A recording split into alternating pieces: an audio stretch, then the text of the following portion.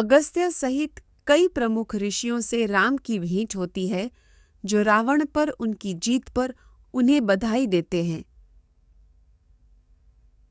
वे राम के पराक्रम और शक्ति की प्रशंसा करते हैं, लेकिन राम हैरान होते हैं कि वे रावण के पुत्र इंद्रजीत की प्रशंसा क्यों कर रहे हैं, जो उनके पिता से अधिक शक्तिशाली है। वह अगस्त्य से यह समझाने के लिए कहते युद्ध। यहाँ 400 शब्दों में पाठ का सारांश दिया गया है। कुंभयोनि राम को इंद्रजीत के वंश के बारे में बताती है। वह बताती है कि वीरवा का जन्म पुलस्त्य एक ब्रह्मर्षि और उसकी बेटी से हुआ था। पुलस्त्य ने उन महिलाओं को शाप दिया था जो उसकी वैदिक पढ़ाई में बाधा डालती थीं, जिससे उनमें से एक वीरवा से गर्भवती हो जाती थी। वीरवा बाद में पैदा हुई और बड़ी। यहाँ 4 शब्दों में पाठ का सारांश दिया गया है। एक तपस्वी विक्रवा का एक पुत्र था जिसका नाम वैचरवन था, जो अपने गुणों और ज्ञान के लिए जाना जाता था। ब्रह्मा ने उसे धन का स्वामी बनने के लिए एक वरदान दिया और विक्रवा ने उसे लंक में की सलाह दी, जो उस समय उत्कर्मा द्वारा निर्मित एक शहर था जो खाली। राम अगस्त्य से राक्षसों की उत्पत्ति और पुलस्त्य से उनके संबंध के बारे में पूछते हैं। अगस्त्य बताते हैं कि उन्हें ब्रह्मा ने पानी के रक्षक के रूप में बनाया था, लेकिन कुछ ने कहा रक्षा और अन्य ने कहा यक्षमुजा, जिसके परिणाम स्वरूप 2 समूह नेता हेत समूह के नेता हेती का एक बेटा विद्वान सुकेश के पुत्रों माल्यवान, सुमाली और माली को ब्रह्मा से वरदान मिला और वे अजेय हो गए। फिर उन्होंने विश्वकर्मा की मदद से लंका शहर का निर्माण किया। पुत्रों ने कई संतानों को जन्म दिया, जिनमें राक्षस प्रागस और केकाशी जैसे राक्षस शामिल थे, जिन्होंने ऋषियों, खगोलियों और अन्य प्राणियों को आतंकित करना शुरू कर दिया। सुकेत के पुत्रों के डर से पीड़ित देवता महेश्वर और बाद में विष्णु से सुरक्षा चाहते हैं। वे विष्णु को अपनी परेशानियों का वर्णनते हैं, जो राक्षसों को नष्ट करने के लिए सहमत होते हैं। माल्यवन और सुमाली के नेतृत्व में राक्षस युद्ध की तैयारी करते हैं, लेकिन अंततः विष्णु से हार जाते हैं। विष्णु एक पहाड़ का प्रतिनिधित्व करते हुए राक्षसों से लड़ते हैं, जो उन पर विभिन्न हथियारों से हमला करते हैं। विष्णु उन्हें पीछे हटाने के लिए अपने सारंग, धनुष और शंख का उपयोग करते हैं, हजारों राक्षसों को काटते हैं और उनकी सेनाओं को तितर-बितर करते हैं। आखिरकार सुमाली और माली हार जाते। माल्यवान एक शक्तिशाली राक्षस नेता विष्णु पद्मनाभ द्वारा युद्ध के लिए चुनौती देने के बाद मारा जाता है। राक्षस हार जाते हैं और लंका भाग जाते हैं, अपने नेताओं को पीछे छोड़ देते हैं, जो रावण से अधिक शक्तियुक्त का प्रतीक है, जिससे वे सुमाली के नेतृत्व में निचले क्षेत्रों में रह सकते हैं। सुमाली एक राक्षस अपनी बेटी कैकाशी के पास जाता है ताकि वह एक तपस्वी विक्रव के साथ उसकी शादी की व्यवस्था करने वाले राक्षस का जन्म होता है। उसके बाद कुंभकर्ण और शूर्पणखा का जन्म होता है। सबसे छोटा बेटा विभीषण धर्मी होता है, जबकि अन्य दुष्ट होते हैं। राम जंगल में अपने भाइयों की तपस्या के बारे में पूछते हैं और अगस्त्य द्वारा बताया जाता है कि कुंभकर्ण गर्मियों में 5 आग में रहता था, बरसात के मौसम में पानी में डूबा रहता था और 10 गर्दन वाले रक्षा को 42 साल तक एक पैर पर खड़ा रहता था, और 10 गर्दन वाले रक्षा ने आग लगाने के लिए अपना सिर चढ़ाया। 10 गर्दन वाले रावण को प्रहस्त द्वारा लंका शहर को अपने भाई विभीषण को वापस करने के लिए राजी किया जाता है, जो वहां रह रहा है।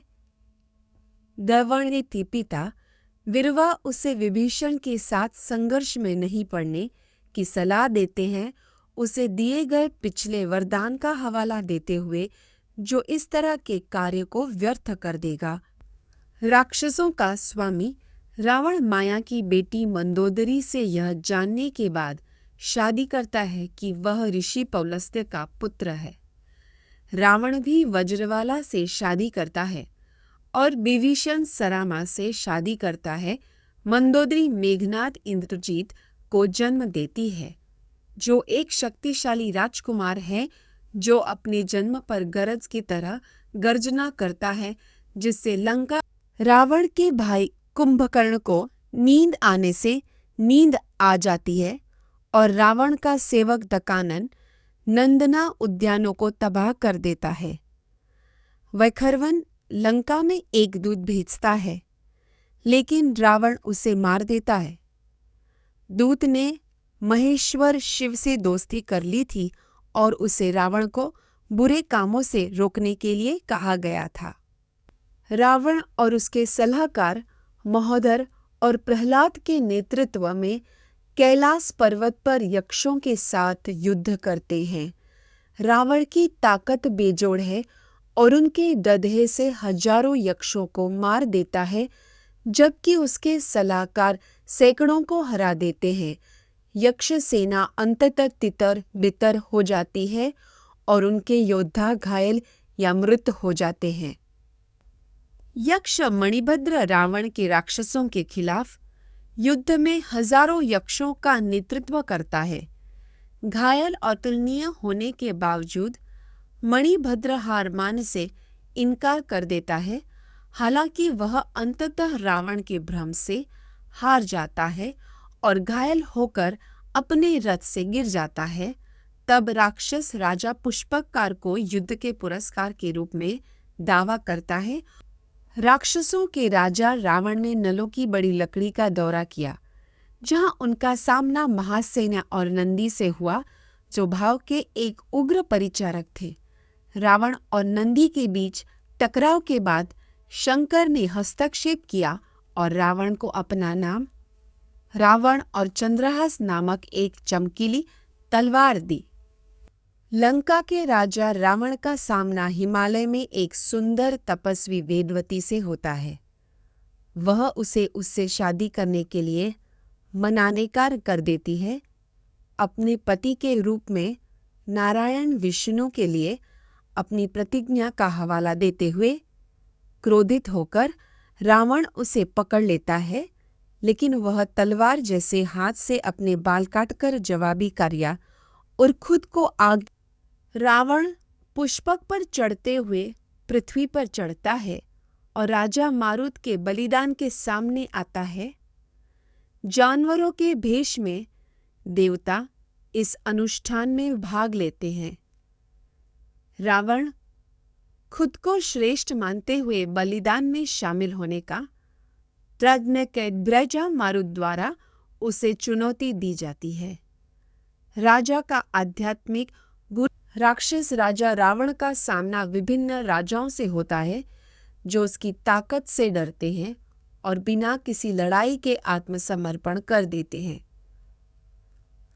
हालांकि अयोध्या के राजा अनारण्य ने पीछे हटने से इनकार कर दिया और रावण के साथ युद्ध में शामिल हो गए, जो अंततः अनारण्य की सेना पर विजय प्राप्त करने और उनके कई सैनिकों को मारने के बाद नारद, एक शक्तिशाली तपस्वी, राक्षसों के 10 गर्दन वाले राजा, रावण को सलाह देते हैं कि वे उन मनुष्यों को परेशान करना बंद करें जो पहले से ही कमजोर और कमजोर हैं। नारद का सुझाव है कि रावण देवताओं के लिए बहुत शक्तिशाली है और इसके बजाय उसे मृत्यु के शासक समय यम पर विजय प्राप्त करनी चाहिए, जो उसे सभी दुनियाओं पर।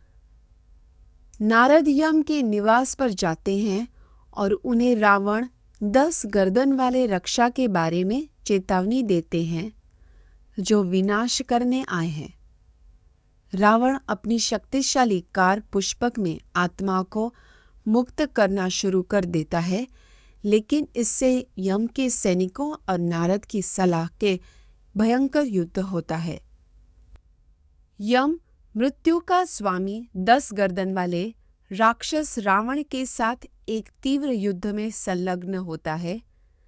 यम की श्रेष्ठ शक्ति और शस्त्रागार के बावजूद वह रावण को ब्रह्मा के वरदान के कारण हराने में असमर्थ है।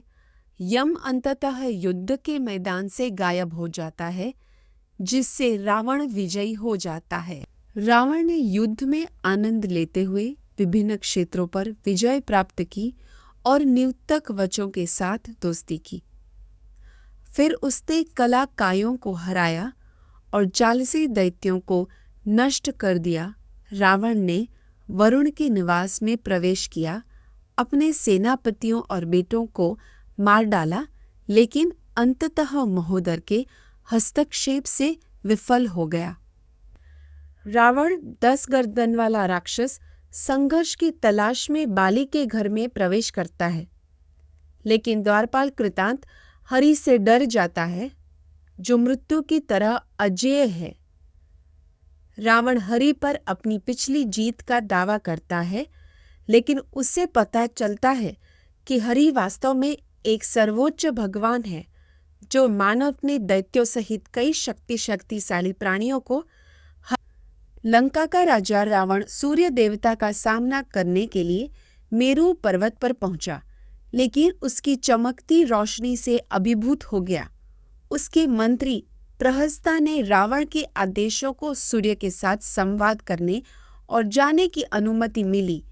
रावण एक आम आदमी के भेष में एक ऋषि पर्वत से मिलता है, जो उसकी पहचान एक शक्तिशाली राजा मांधाता से करता है। रावण एक युद्ध के लिए कहता है और मांधाता स्वीकार करता है। दोनों एक भयंकर लड़ाई में संलग्न होते हैं, विभिन्न हथियारों से वार करते हैं, लेकिन अंत में उन्हें पुलस्त्य और गालर ऋषियों द्वारा। रावण राक्षसों का स्वामी 8वें क्षेत्र तक पहुंचने के लिए विभिन्न हवाई क्षेत्रों से गुजरता है, जहां गंगा निवास करती है। फिर वह चंद्रमा का सामना करता है और उसकी ठंडी अग्नि किरणों से टकराता है, जिससे ब्रह्मा को हस्तक्षेप करने और एक रहस्यमय मंत्र की पेशकश करने के लिए प्रेरित किया जाता है, जो उसे युद्ध में अजेयता प्रदान करेगा। यहाँ 400 शब्दों में एक संक्षिप्त सारांश दिया गया है। 10 गर्दन वाले राक्षस रावण का सामना एक द्वीप पर दिव्य कपिल से होता है। रावण कपिल से लड़ने का प्रयास करता है, लेकिन आसानी से हार जाता है और जमीन पर गिर जाता है। होश में आने के बाद वह अपनी हार स्वीकार करता है और कपिल की शक्ति के आगे झुक जाता है, जिसकी बराबरी केवल देवता करते हैं। दिव्य और राक्षसी महिलाओं सहित बंदी महिलाओं से भरा रावण का रथ उनके दुख के आंसू से अभिभूत हो जाता है।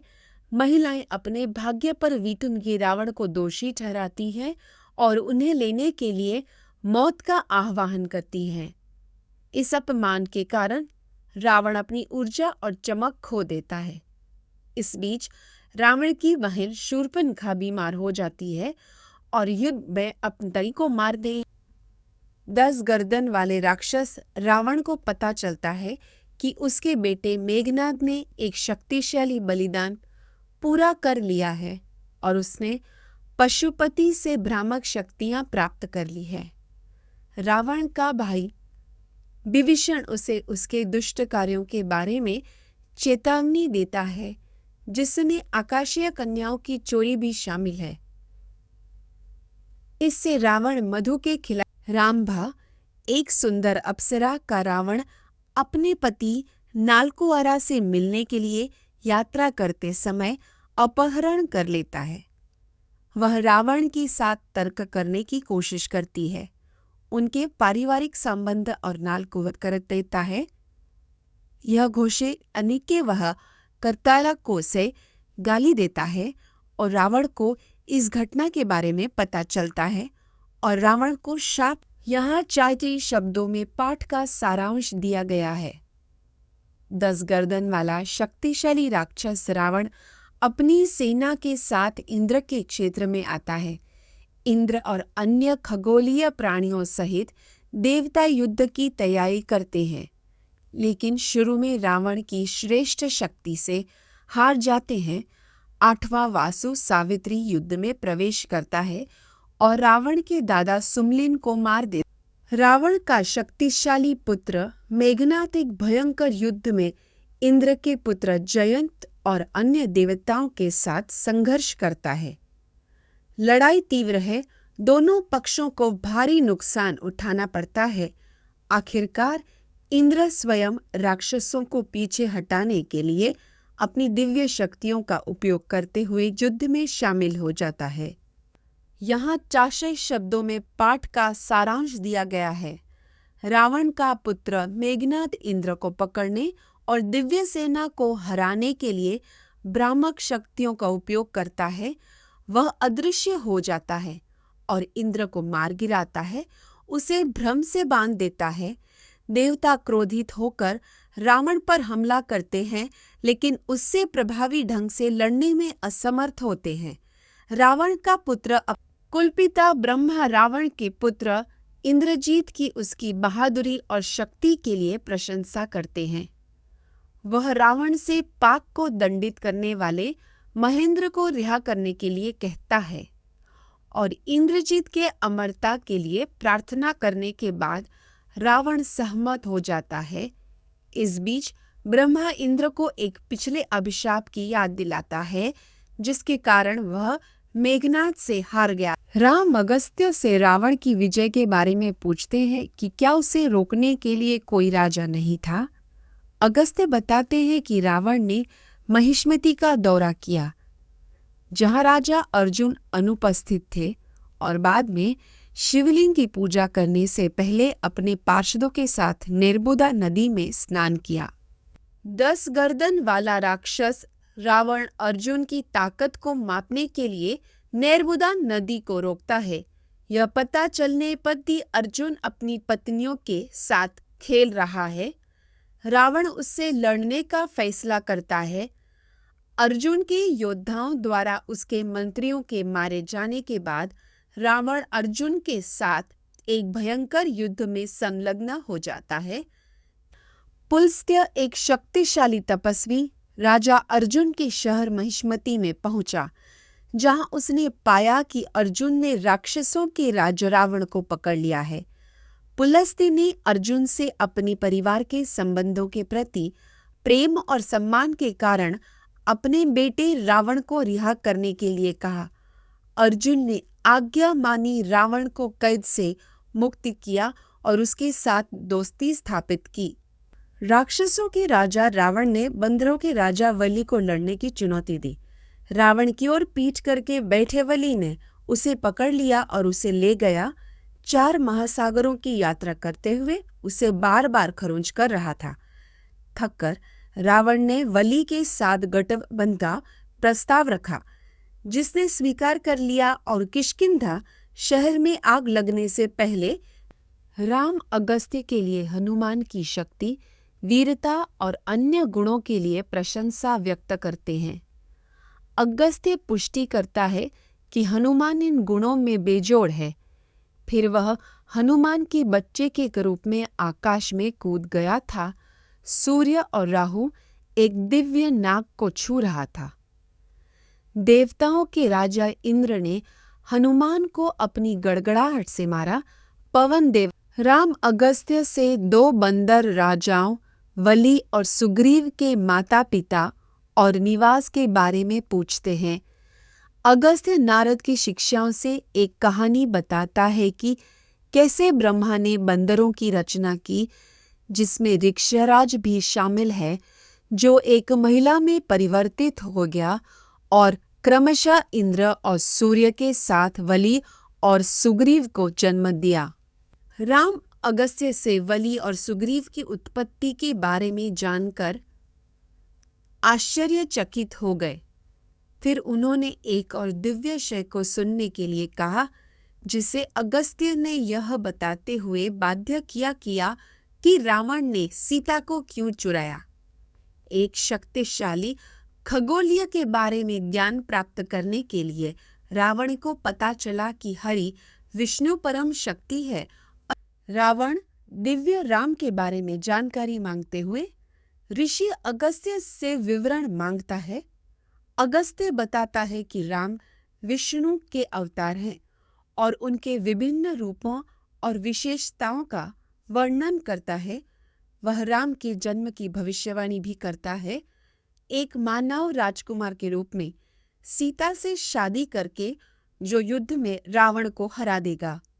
अगस्त्य रावण द्वारा अपनी लंबी भुजाओं के कारण सीता को चुराने के बारे में एक कहानी सुनाता है, जिसे नारद ने मेरु पर्वत पर बताया था। यह कहानी बुरे कर्मों का मुकाबला करने के लिए और इसके श्रोताओं को देवताओं के बीच बेटे पोते और सम्मान का आशीर्वाद मिलेगा। अगस्त्य ने इसे राम के साथ साझा किया। रावण एक शक्तिशाली राक्षस दुनिया को जीतने की कोशिश कर रहा था, लेकिन श्वेतद्वीप की सुंदर महिलाओं के साथ उसकी मुठभेड़ से वह विचलित हो गया। उन्हें उनके द्वारा इधर उधर फेंक दिया गया, जिससे वह समुद्र में गिर गया। खुद को नारायण विष्णु मानते हुए उसने सीता को चुरा लिया, जिससे घटनाओं की एक श्रृंखला शुरू हो गई, जिससे रावण पर राम की गायक भोर में राम की प्रशंसा करते हैं। उन्हें राजा के रूप में उनकी पहली रात से जगाते हैं। वह उठते हैं और आग लगाने के लिए चढ़ावा देते हैं। पुजारी, मंत्री, राजा, बंदर और राक्षस सहित लोग उनकी पूजा करते हैं। उन्हें इंद्र दिव्य राजा की तरह सम्मानित करते हैं। राम अपने प्रशासनिक कार्यों को पूरा करने के बाद विभिन्न राजाओं को विदाई देते हैं, जो रावण पर उनकी जीत पर उन्हें बधाई देने आए थे। वह उनके समर्थन के लिए उन्हें धन्यवाद देते हैं और अपना आभार व्यक्त करते हैं, इससे पहले कि वे अपने अपने राज्यों में लौटने के लिए रवाना हों। राजाओं द्वारा राम की प्रशंसा की जाती है, लेकिन वह विनम्रता से अपनी सफलता का रावण को हराने के बाद राजाओं और शक्तिशाली बंदरों सहित राम के सहयोगी उनकी जीत पर बधाई देने के लिए अयोध्या में उनकी मिलने आए। वे गहने और घोड़े जैसे उपहार लाए, जिन्हें राम ने स्वीकार किया और बाद में अन्य दोस्तों को दिया, जिन्होंने उनकी लड़ाई में उनकी मदद की। अंगद और हनुमान के नेतृत्व बहादुरी के लिए राम द्वारा सम्मानित और राम ने सुग्रीव को किष्किंधा और विभीषण को लंका का राजा नियुक्त किया। वह उन्हें बुद्धिमानी से शासन करने और उनके प्रति वफा देता है। हनुमान राम के प्रति भक्ति व्यक्त करते हैं, जो उन्हें नीलम की जंजीर से पुरस्कृत करते हैं। बंदर और राक्षस अपनी अपनी भूमि पर जाने से पहले भावनाओं से अभिभूत होकर राम के परिवहन के लिए अपनी सेवा की पेशकश करते हुए कुबेरा द्वारा भेजी गई जादुई कार पुष्पक द्वारा राम का दौरा किया जाता है। राम इस प्रस्ताव को स्वीकार करते हैं और अपनी इच्छा पर लौटने के लिए इसे भेजने से पहले कार की पूजा करते हैं। इस बीच भरत राम के शासन की यह देखते हुए कि उनकी प्रशासन ने अयोध्या में शांति और समृद्धि लाई, राम अशोक वन में प्रवेश करते हैं, जो विभिन्न पेड़ों, फूलों और तालाबों से भरा एक सुंदर और जीवंत स्थान है। वह सीता के साथ एक उत्कृष्ट आसन पर बैठता है। वो गर्भवती है और वे 10,000 मांस और फलों का आनंद लेते हैं। सेवक उन्हें भोजन लाते हैं और उनके सामने अप्सरा नृत्य करते हैं। राम हर दिन राम वाड्रा से उनके और उनके परिवार के बारे में, जनता की राय के बारे में पूछते हैं। वाड्रा कहते हैं कि लोग राम की विजेता की राय के बारे में पूछते हैं। वाड्रा कहते हैं कि लोग राम की विजय की प्रशंसा करते हैं, यह सुझाव देते हुए कि यह कमजोरी का संकेत था। राम निराश हो जाता है अपने दोस्तों के कान में पहले की फुसफुसाहट कि राम अपने भाइयों लक्ष्मण, भरत और शत्रुघ्न को अपने निवास पर आने के लिए बुलाते हैं। वे राम की पीड़ा और चिंता को देखते हुए आते हैं। वह उनका गर्मजोशी से स्वागत करता है, उन्हें गले लगाता है और बैठता है और उन्हें विद्वान, पवित्र और बुद्धिमान राजकुमारों के रूप में उनके कर्तव्यों के बारे में राम सार्वजनिक आलोचना से दुख और शर्म से अभिभूत होकर लक्ष्मण को सीता को गंगा नदी के दूसरी ओर एक आश्रम में ले जाने का आदेश देता है। वह पूछता है, किसी को भी निर्वासन के बारे में पता ना हो, आगे की बदनामी के डर का हवाला देते हुए राम का दिल भारी हो जाता है, उसकी आंखें आंसू से भर जाती है। भारी मन से लक्ष्मण सीता को रथ में गंगा के तट पर ले जाता है। सीता चिंता और भय व्यक्त करती है, लेकिन लक्ष्मण उसे आश्वस्त करता है कि सब कुछ ठीक है। वे एक नाव में नदी पार करते हैं।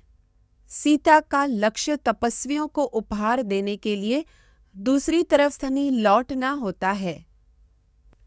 लक्ष्मण दुख से अभिभूत होकर सीता के सामने स्वीकार करता है कि राम ने सार्वजनिक निंदा के कारण उसे त्याग दिया है। वह उसे जाह्नवी नदी के पास एक पवित्र आश्रम में रहने का निर्देश देता है, ताकि वह अपने दिन खुशी से बिता सके और राम के प्रति अपनी भक्ति पर ध्यान केंद्रित कर सके।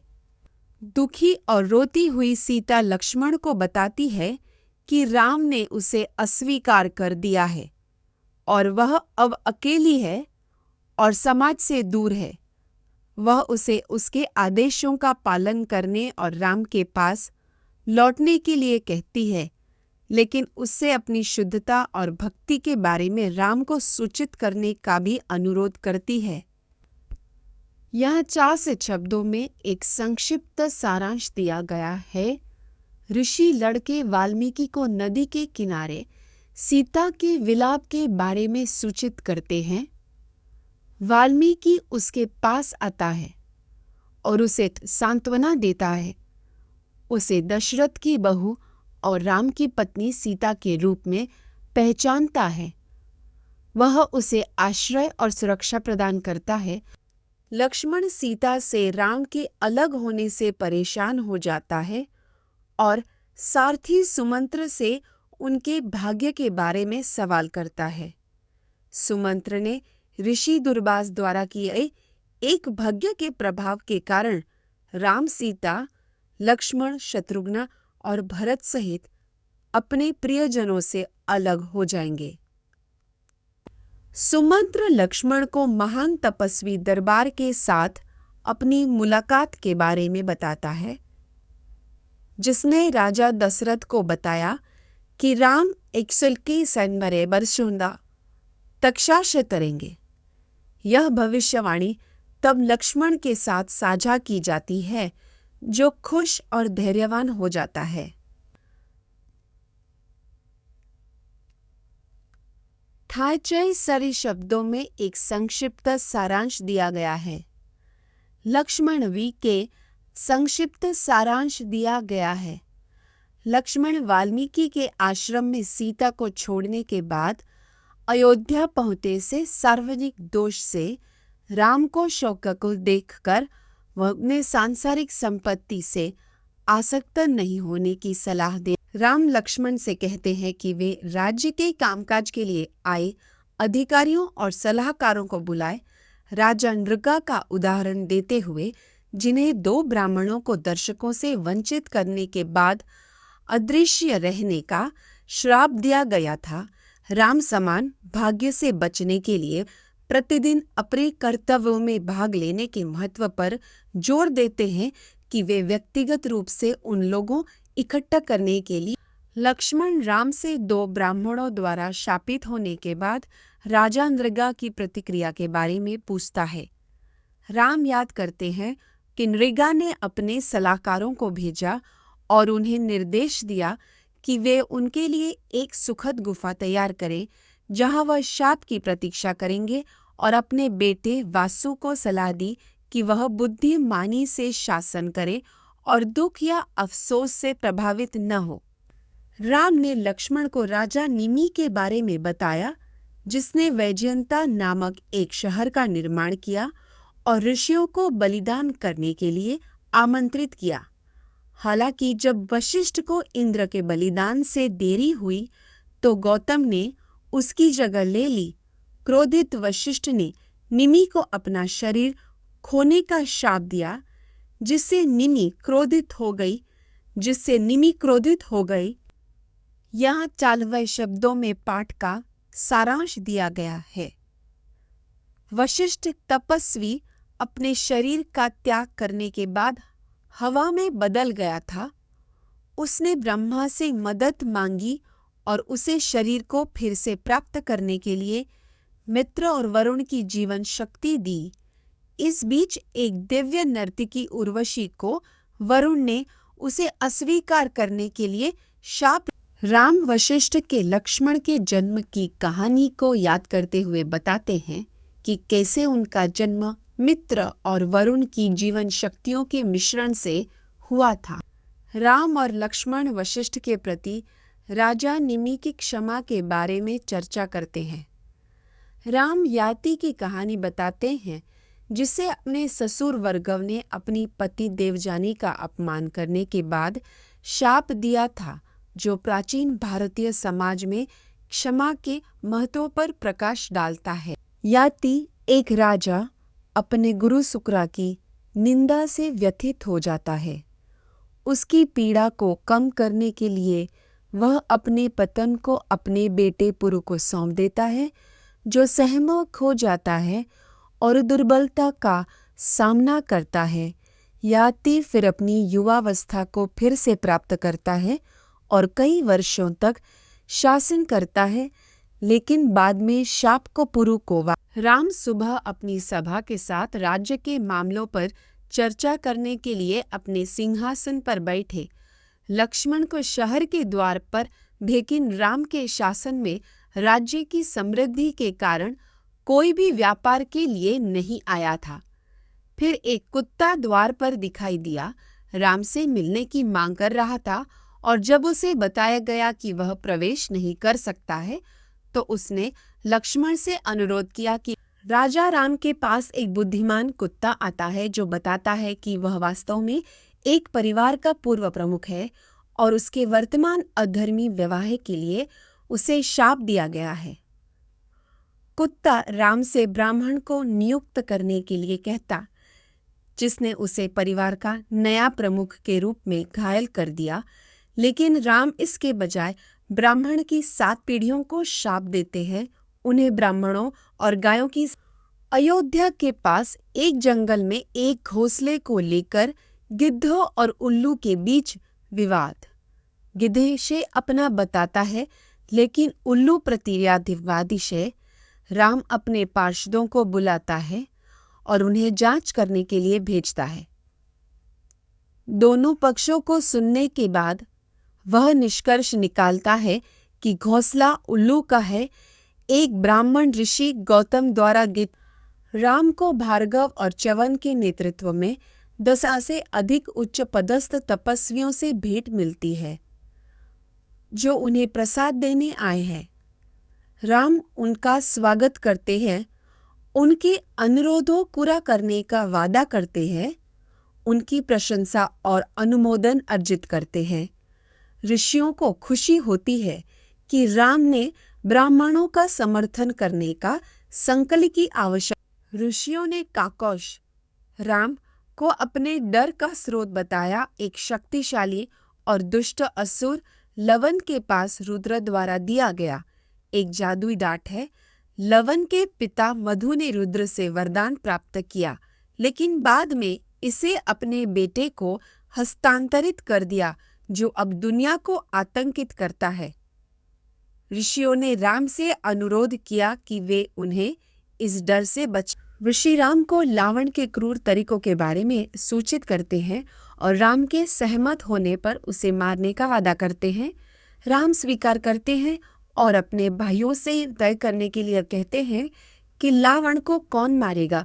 भरत स्वयं सेवी हैं, लेकिन शत्रुघ्न का तर्क है कि उन्हें उनकी पिछली कठिनाइयों के कारण ऐसा काम नहीं दिया जाना चाहिए और इसके बजाय सुझाव देते हैं कि शत्रुघ्न को यह काम करना चाहिए। राम के छोटे भाई शत्रुघ्न नैतिक चिंताओं के कारण राजा के रूप में स्थापित होने में संकोच करते हैं। हालांकि राम के आदेश के बाद शत्रुघ्न सहमत हो जाते हैं और बाद में उन्हें ताज पहनाया जाता है। राम उन्हें सलाह देते हैं कि कैसे अपने विरोधी लावण्य लक्ष्य से चूक नहीं गया है। राम शत्रुघ्न को निर्देश देते हैं कि वह प्रावधानों और सैनिकों के साथ मधुवन के लिए एक सेना का नेतृत्व करे, जिसका उद्देश्य बारिश के मौसम में रावण को हराना है, जब वह सबसे कमजोर होता है। शत्रुघ्न राम के निर्देशों का पालन करता है, अपने योद्धाओं को आदेश देता है और एक विशाल सेना के साथ प्रस्थान करने से पहले शत्रुघ्न अयोध्या का एक योद्धा पश्चिम की ओर बढ़ने से पहले रात बिताने के लिए वाल्मीकि के आश्रम में आता है। वाल्मीकि उसका स्वागत करता है और उसके पूर्वज सौदास के बारे में एक कहानी साझा करता है, जिसे एक शिकार यात्रा के दौरान अपने साथी की हत्या करने के लिए एक राक्षस द्वारा शाप दिया गया था। ताई पुजारवान एक पुजारी वशिष्ठ द्वारा अभिशाप को शत्रुघ्न ने सुना कि सीता ने दूर रहते हुए जुड़वा बेटों कुश और लव को जन्म दिया था। वह बहुत खुश थे और वाल्मीकि के आश्रम में गए, जहां बुजुर्ग महिलाएं व शत्रुघ्न यमुना के तट पर स्थित अपने आश्रम में लौट आए, जहां उन्होंने अपनी यात्रा जारी रखने से पहले 7 रातें तपस्वियों से बात करते हुए बिताई। रघु के वंशज शत्रुघ्न छाबना से रावण के डांट की ताकत के बारे में पूछते हैं, जिसके बारे में कहा जाता है कि उसने राजा मांधाता और उसकी सेना को मार डाला था। कहानी बताती है कि कैसे इंद्र ने मांधाता को चेतावनी दी थी कि रावण उसके नियंत्रण से बाहर था, जिससे मांधाता की हार हुई। छाबना भविष्यवाणी करता है कि शत्रुघ्न भी रावण का सामना करेगा, लेकिन राजा दगार्थ का पुत्र शत्रुघ्न धनुष के साथ मधु के शहर के द्वार पर खड़ा था। रात्रि रेंजर लवन ने उसे देखा और उसकी उपस्थिति का मजाक उड़ाया, जिससे शत्रुघ्न उसे द्वंद्व युद्ध की चुनौती देने के लिए प्रेरित हुआ। लवन ने हंसते हुए दावा किया कि वह अपने हथियार के साथ वापस आएगा, लेकिन वास्तव में वह शत्रुघ्न को डराने की कोशिश कर रहा था, जिसने पीछे यहाँ 4 ही शब्दों में पाठ का सारांश दिया गया है। राम का छोटा भाई शत्रुघ्न एक शक्तिशाली राक्षस रावण से लड़ता है। शत्रुघ्न विष्णु द्वारा बनाए गए एक तीर से रावण को मार देता है, जिसका उपयोग पहले राक्षसों को मारने के लिए किया जाता था। दिव्य समुदाय ने तीनों लोकों के भय को दूर करने लवन को मारने के बाद शत्रुघ्न को सफलता का मुकुट पहनाया जाता है। वह मधु शहर को अपनी राजधानी के रूप में अनुरोध करता है और इसे सुरसेना नामक एक सुंदर शहर में बदल दिया जाता है। 72 साल के विकास शत्रुघ्न का शहर पनपता है, व्यापार और वाणिज्य का केंद्र बन जाता है। अंत में वह अपनी नई राजधानी कल्प करता है। रघु का वंशज शत्रुघ्न एक छोटे से दल के साथ वाल्मीकि के आश्रम में आता है। महान तपस्वी रावण की प्रशंसा करता है और उसकी जीत पर खुशी व्यक्त करता है। फिर वह राम के शुरुआती कार्यों के बारे में एक गीत का पाठ करता है, जिसे शत्रुघ्न और उसके अनुयायी आश्चर्यचकित होकर सुनते हैं। राम को देखने के लिए उत्सुक शत्रुघ्न वाल्मीकि का गीत सुनने के बाद अयोध्या जाते हैं। राम उनका स्वागत करते हैं, जो उन्हें आश्वस्त करते हैं कि उनके राज्य पर शासन करना और यदि आवश्यक हो तो निर्वासन में रहना क्षत्रिय का कर्तव्य। शत्रुघ्न अपने शहर लौटने से पहले 7 रातें राम के साथ रहते हैं, जहां अयोध्या से प्रस्थान करते हैं। अपने 14 वर्षीय बेटे की असामयिक मृत्यु से दुखी एक बूढ़ा ब्राह्मण राजा राम पर अपने कथित कुशासन के कारण हुई त्रासदी के लिए जिम्मेदार होने का आरोप लगाता है। ब्राह्मण राम से अपने बेटे को देंगे विनती करता है, अन्यथा वह और उसकी पत्नी महल के द्वार पर अपने जीवन का त्याग कर देंगे। राजा राम ने एक युवा ब्राह्मण की असामयिक मृत्यु पर चर्चा करने के लिए 8 प्रमुख ब्राह्मणों के साथ एक परिषद का आयोजन किया। नारद बताते हैं कि त्रेता युग में शूद्रों को तप करने की अनुमति, लेकिन एक शूद्र के ऐसा करने के प्रयास से लड़के की मृत्यु हो गई। एक लड़के की मृत्यु से दुखी राम लक्ष्मण को तेल से शरीर की रक्षा करने का निर्देश देता है। राम फिर उस शूद्र भक्त की खोज करने के लिए निकल जाता है, जो लड़के की मृत्यु का कारण बना। अपने सोने के रथ पुष्पक में यात्रा करते हुए और अंततः एक तालाब के पास तपस्या करने वाले एक तपस्वी की खोज करते हुए राम ने एक ब्राह्मण लड़के के जीवन को बहाल करने के लिए एक शूद्र तपस्वी को मार डाला। इंद्र और अन्य खगोलीय लोगों द्वारा उसकी प्रशंसा की जाती है। वे उसे एक वरदान देते हैं, जिसे वह ब्राह्मण लड़के को देने का अनुरोध करता है। खगोलीय लोग सहमत होते हैं और लड़के के जीवन को बहाल करते हैं। राम अगस्त्य के आश्रम में जा त्रेता युग में ऋषि विश्वामित्र एक सुंदर जंगल में घूमते हुए एक शांत तालाब की खोज की, जो मीठे सुगंधित पेड़ों और जानवरों से घिरा हुआ था।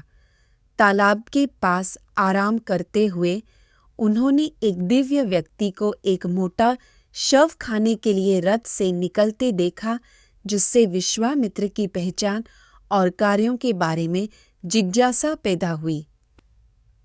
राजा श्वेता, जिन्होंने वर्षों तक विदर्भ पर शासन किया, ब्रह्मा के क्षेत्र को प्राप्त करने के लिए एक तालाब के पास एक जंगल में तपस्या की। हालांकि वह तब तक भूख और प्यास से ग्रस्त थे जब तक कि वे ब्रह्मा से नहीं मिले, जिन्होंने खुलासा किया कि उनके दान और निस्वार्थता की कमी के कारण। राम संत कुंभयोनी से पूछते हैं कि जंगल पक्षियों और जानवरों से रहित क्यों था। कुंभयोनी बताते हैं कि राजा मनु के पोते इक्ष्वाकु को जाना पर शासन करने का काम दिया गया। उनके कई बेटे थे, लेकिन एक डंडा अज्ञानी और अवज्ञाकारी साबित हुआ, इसलिए उन्हें विंध्य और शैवाल के बीच की घाटी में निर्वासित कर दिया, जहां उन्होंने पुजारी शुक्र वासना से अभिभूत राजा डंडा का सामना शुक्रा की बेटी अराजा से हुआ, जब वह जंगल में चल रही थी। उसकी चेतावनियों और उसके पिता की अनुमति लेने के अनुरोधों के बावजूद उसने उसे जबरन अपमानित किया। अपने शहर मधुमंता में लौटते हुए उसने मदद के लिए चिल्लाते हुए अराजास को आश्रम के पास छोड़ दिया और अपने पिता के आकाशीय यात्रा से भगवान उस्सानास, एक महान संत और उपदेशक, दुष्ट राजा डंडा को शाप देते हुए भविष्यवाणी करते हैं। उसके अनैतिक कार्यों के कारण 7 रातों के भीतर उसका पूरा राज्य नष्ट हो जाएगा। राम ने अगस्त्य के आश्रम का दौरा किया, पूजा की और भोजन किया। नाश्ते के बाद राम ने अगस्त्य को विदाई दी और उन्हें उनके आशीर्वाद के लिए धन्यवाद दिया। अगस्त्य की अनुमति से राम पुष्पक रथ पर अयोध्या लौट आए। ऋषियों द्वारा आशीर्वाद की बौछार किए और पहुंचने पर ग्रामीणों ने उनका स्वागत किया। राम भरत और लक्ष्मण को राजसूय यज्ञ करने के अपने इरादे के बारे में सूचित करते हैं, लेकिन भरत के शब्दों को उसके संभावित परिणामों के खिलाफ चेतावते हुए सुनने के बाद राम बलिदान के साथ आगे नहीं बढ़ने का फैसला करते हैं। वह भरत की बुद्धिमान सलाह के लिए प्रशंसा करते हैं और बलिदान का पीछा करने से इसके बजाय पृथ्वी लक्ष्मण राम को अश्वमेध यज्ञ करने की सलाह देते हैं। इसकी शुद्धिकरण शक्ति का हवाला देते हुए और एक शक्तिशाली असुर वित्रा की कहानी का उल्लेख करते हुए, जिसे विष्णु ने अपनी तपस्या के कारण वश में कर लिया था, इंद्र वित्रा की बढ़ती शक्ति से भयभीत होकर उसे हराने के लिए विष्णु की मदद मांगता है। राम लक्ष्मण से वित्रा के विनाश का वर्णन करने का अनुरोध करते हैं। विष्णु ने देवताओं को 3 वर्गों में विभाजित करने और एक वर्ग से वित्रा को मारने की योजना का प्रस्ताव रखा। देवता सहमत हो जाते हैं और वित्रा को मारने का प्रयास करते हैं, लेकिन इंद्र का प्रयास विफल हो जाता है क्योंकि वह एक ब्राह्मण को मारने के अपराध के कारण भागदान करने। इंद्र, जो वित्रा को मारने के बाद पाप से पीड़ित था, अपने कर्तव्यों से अलग हो गया और अराजकता पैदा कर दी। देवताओं ने हस्तक्षेप किया, उसे शुद्ध करने के लिए एक घोड़े का बलिदान किया। बलिदान के बाद इंद्र ने खुद को 4 भागों में विभाजित किया, एक नदियों में रहता है। राम राजा इला के बारे में एक कहानी सुनाते हैं जो बहुत पवित्र था लेकिन बेहद शक्तिशाली भी था। वह शुरू में हिरण के शिकार से संतुष्ट था, लेकिन फिर नर और मादा जानवरों को मार डाला, जिससे वह एक महिला में बदल गया। देवी पार्वती की मदद से उसे एक वरदान मिला, जिससे वह एक महीने के लिए राजा इला ने स्त्री रूप धारण करते हुए तपस्या करते हुए बुद्ध का सामना किया। इला की सुंदरता से प्रभावित होकर बुद्ध ने उससे शादी करने का फैसला किया। एक विशेष अंतर्दृष्टि के साथ उन्हें पता चला कि उन्होंने खुद को उनके पति के रूप में पेश किया। उन्होंने अपनी महिला साथियों को अमरता और उनके पति के रूप में किमपुरुषा के रूप में जीने की क्षमता। चंद्रमा के पुत्र बुद्ध का सामना एक किन्नरी इला से होता है और वे प्यार में पड़ जाते हैं। 1 महीने के बाद इला अपने बेटे पुरुरा को जन्म देती है। जब उसका पति इला नींद से जागता है तो उसके अनुयायियों के तूफान से नष्ट होने के बाद बुद्ध उसे सांत्वना देता है और सुझाव देता है कि वह 1 साल उसके साथ रहे। राम इला की कहानी बताते हैं जो एक महिला की, लेकिन करदम के नेतृत्व में एक बलिदान के माध्यम से मर्दानगी हासिल की। बलिदान ने महादेव को प्रसन्न किया, जिन्होंने इला की इच्छा को स्वीकार किया और उनकी मर्दानगी को बहाल किया। अपने बेटे पुरुरव के साथ इला ने ब्रह्मा क्षेत्र में प्रवेश किया और बाद में प्रतिष्ठान राज्य की स्थापना की। राम राजा ब्रह्मचर्य यज्ञ पर चर्चा करने के लिए आमंत्रित करता है, जो कई गुणों वाला समारोह है। फिर वह लक्ष्मण को विभिन्न राजाओं और बंदरों को दूत भेजने का निर्देश देता है। उन्हें नैमिषा जंगल में समारोह में भाग लेने के लिए आमंत्रित करता है। राम त्योहार राम का अश्व बलिदान अश्वमेध राजाओं, ब्राह्मणों, ऋषियों और अन्य लोगों को भव्य व्यवस्था और उदार उपहारों के साथ शुरू हुआ। यह बलिदान 1 साल तक जारी रहा, जिसमें भाग लेने वाले सभी लोगों को संतुष्ट किया गया और बड़ी मात्रा में धन, रत्न और कपड़े वितरित किए गए। वाल्मीकि के तपस्वी शिष्यों लव और कुश को इसकी शिक्षाओं को फैलाने के लिए महाकाव्य रामायण गाने का काम सौंपा गया था। उन्हें ब्राह्मणों ने घरों, महलों और एकत्रित होने से पहले विभिन्न स्थानों में संगीत और वाद्य यंत्रों के मिश्रण का उपयोग करके इसे गाने का निर्देश दिया गया था। भाइयों ने वाल्मीकि के निर्देशों का पालन करने की कसम खाई और रात को अपने राम के जुड़वा बेटे लव और कुश राम के अनुरोध पर वाल्मीकि द्वारा रचित एक गीत गाते हैं। दर्शक मंत्रमुग्ध हो जाते हैं, लेकिन जब सोने के सिक्के पेश किए जाते हैं तो वे यह कहते हुए मना कर देते हैं कि वे जड़ों और फलों पर जीते हैं। राम उनसे कविता के लेखक के बारे में पूछते हैं और वे बताते हैं कि वाल्मीकि ने इसे चाल में। राम एक दूत को निर्देश देते हैं कि वह वाल्मीकि से पूछे कि क्या सीता सभा के सामने गवाही देकर अपनी शुद्धता साबित कर सकती है। वाल्मीकि सहमत हो जाता है और राम घोषणा करते हैं कि सीता अगले दिन अपनी बेगुनाही की शपथ लेगी। ऋषि राम की उनके महान कार्य के लिए प्रमुख घटना बन जाती है। यज्ञ स्थल पर राम के आगमन पर ऋषियों, राक्षसों, बंदरों, अन्य प्राणियों की एक सभा हुई। सीता वाल्मीकि के साथ दुख में अपना सिर झुकाकर सभा में प्रवेश किया।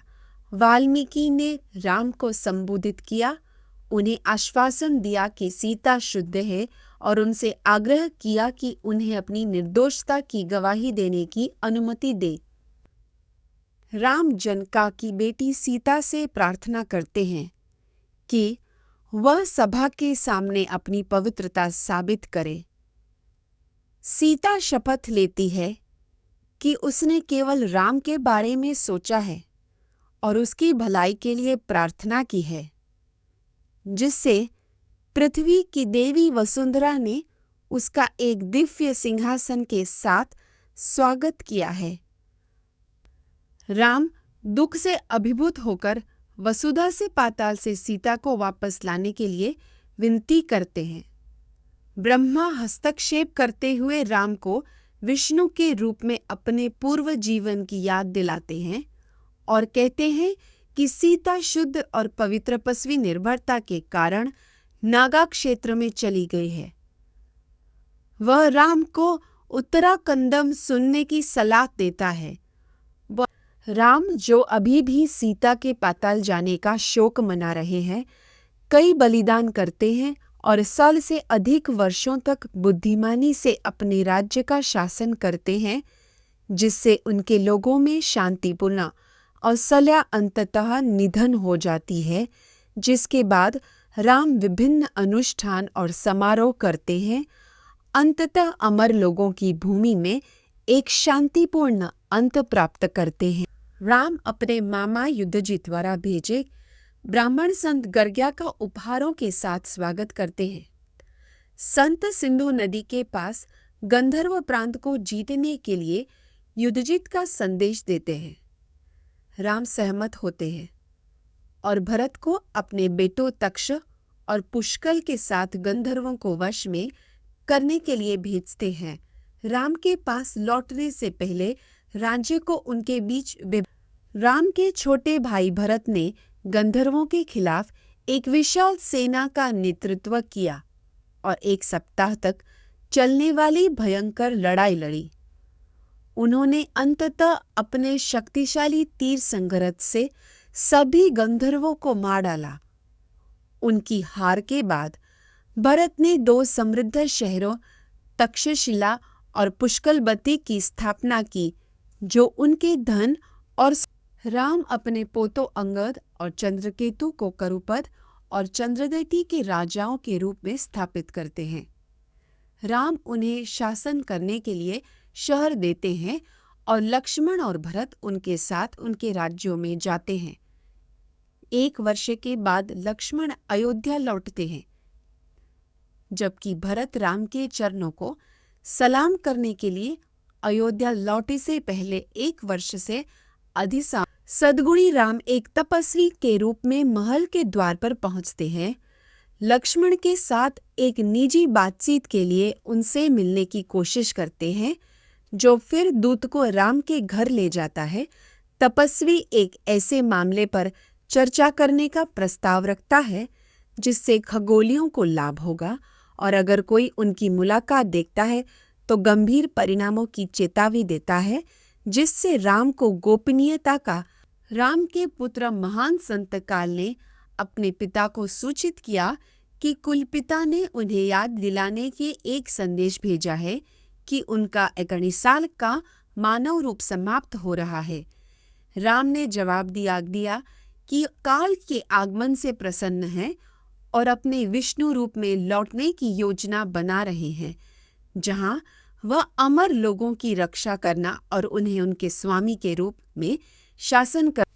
राम को तपस्वी दुर्वासा के आगमन से बाधित किया गया, जिन्होंने 1000 साल के उपवास के बाद भोजन की मांग की। राम ने भोजन प्रदान किया और दुर्वासा के अनुरोध को पूरा किया। हालांकि इस मुठभेड़ ने राम को काल के अशुभ शब्दों को याद करने पर मजबूर कर दिया, जिससे उनका दुख और किसी भी आपदा को सहन करने का संकट। राम को एक ऋषि से किए गए वादे को पूरा करने के लिए अपने भाई लक्ष्मण को मारने की संभावना करना पड़ता है। हालांकि वशिष्ठ राम को सलाह देते हैं कि वादे को पूरा करने से पुण्य और अंततः दुनिया का विनाश होगा। इस तर्क से आश्वस्त होकर राम लक्ष्मण को त्याग देते हैं, जो तब सरजू नदी के तट पर तपस्या में मर जाता है, और देवतुजा लक्ष्मण को छोड़ने के बाद दुखी राम अयोध्या को छोड़ने पर विचार करते हैं। उनके नागरिक और मंत्री उनसे अलग होने के विचार से तबाह हो जाते हैं।